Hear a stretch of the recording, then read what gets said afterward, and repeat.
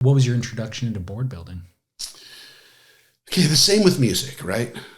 Music always took me someplace. I put on the headphones and I would listen and I would dissect what the music was doing and it would take me for a ride.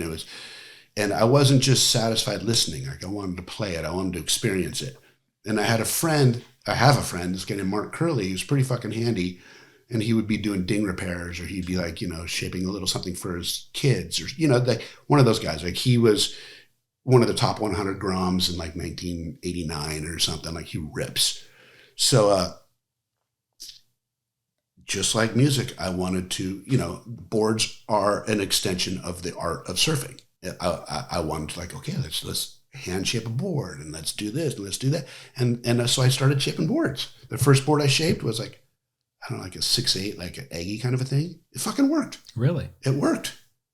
Well, it should be said too, where you live here in Southern California, you have access to places like Foam Easy where you can just go grab a blank, grab all the materials you need, the tools you need as well. And kind of figure out how to do it on your own. Yeah. So I started shaping in 2008. Okay. So I've been surfing for, 2008, 15 years, I guess, or something.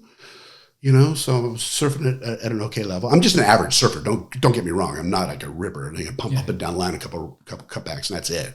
No fucking blowing tails or smacking lips or nothing.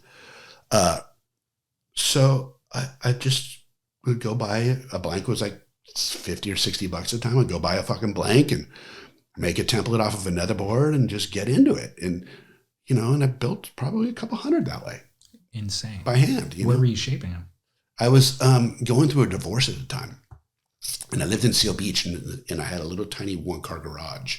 So I made it into a bay, like a proper fucking bay. Perfect. Yeah, and then so I got myself a fucking $400 overpriced Foam Easy planer, and got that, and fucking a couple of fucking videos on how to do it, and YouTube was out, and yeah. Amazing. Yeah, I feel like enough people don't do that enough nowadays. Like back in the 70s and stuff, almost everybody was making their own boards, or a lot of people were. Yeah.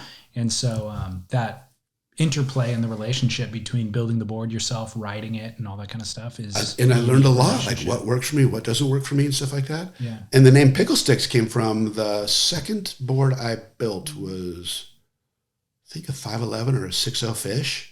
Not like more like the lost round nose fish, kind of more modernish.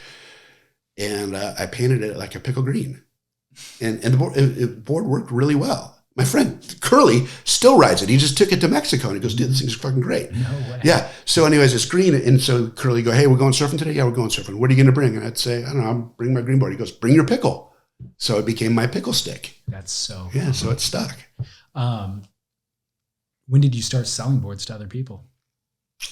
Back 2008, I started shaping, and then I would make a couple and sell them at Caton, and then I'd make a couple and like. Were they asking you for them, or no? I'd go in there and do the consignment thing. Really? Yeah, and then so I would, I made a couple hundred boards by hand, and I would either write them and sell them on Craigslist, or just somebody would, "Hey, I got a friend of a friend, make this," or "Here's a board, can you copy this?"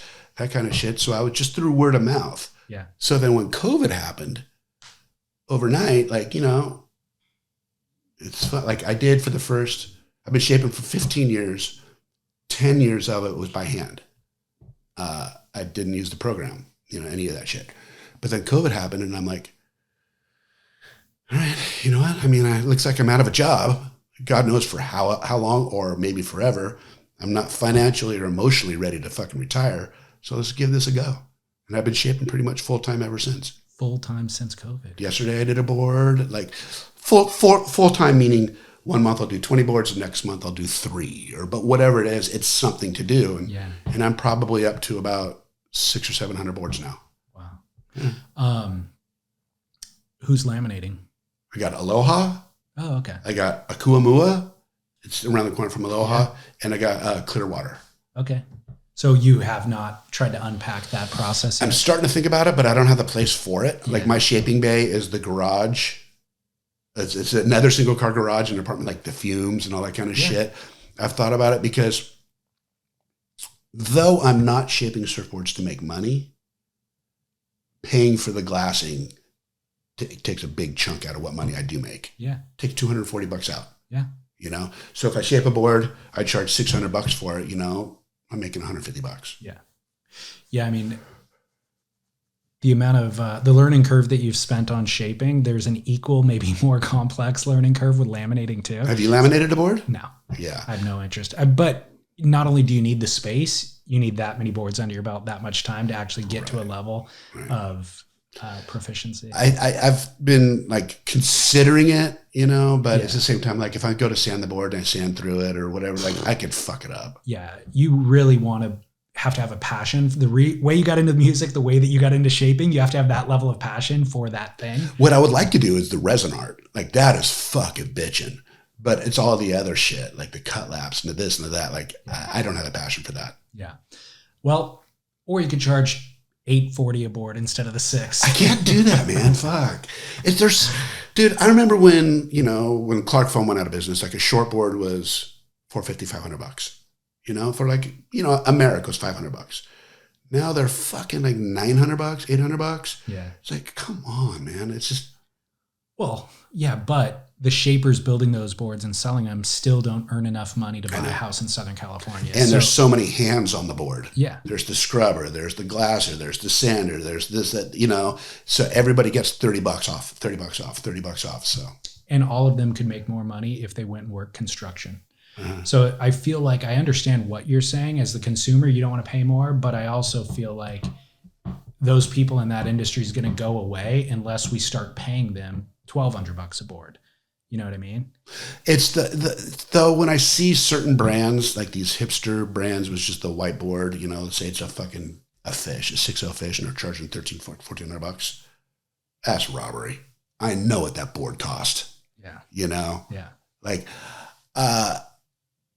if it was a longboard, okay, you know, a white longboard, because the blanks are twice the amount for, like, you know, say